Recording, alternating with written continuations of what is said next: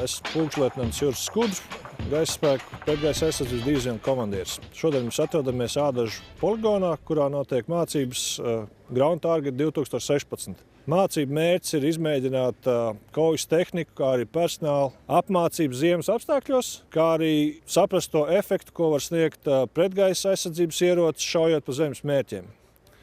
Vakardien notika pirmie izmēģinājumi šāvieni, kuro izmēģinājumu šaut arī nakts laikā.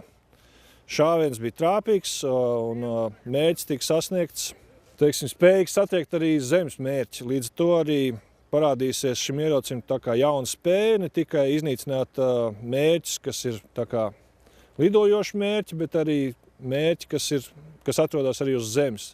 Jo līdz šim personāls tika trenējies, lai satriektu mērķus, kas ir gaisa telpā.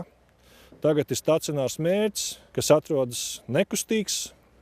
Tā tad nedaudz savādāk, tēmēšanas tehnika un pārējās nianses. Tā kā tas ir vēl viens labs veids, kādā veidā personāls tiek trenēts.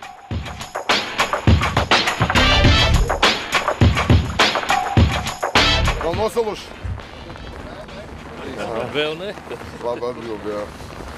Par ko nu pastīsimies, ko esat samācījušies un strādājuši?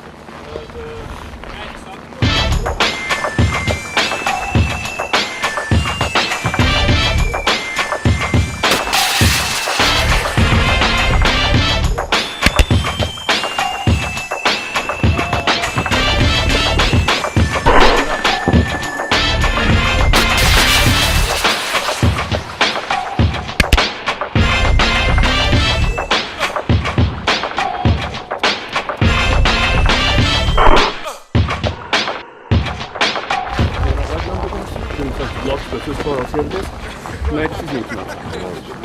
Nu, varam būt lepni, tāpēc stresiņš ir izšķīt, ne? Stresiņš ir tagad, kad mēs iznīcinām. Kad mēs redzam mērķis, tad viss ir kārtībā. Nu, maleči. Es labi trenējies, negribētu būt ienaidnieku vietā. Maleči, tāds maz tāds kaujas apbalvojums, tāds vietas. Nu, tas pēc rokas. Zini, kā viņi dod? Dod šādā veidā, rokas rokā. Tāds komandieru apbalvojums. Viņš ļoti daudz dots.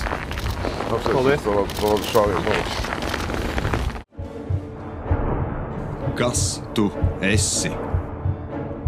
Ko tu vari? Kas tu būsi rīt?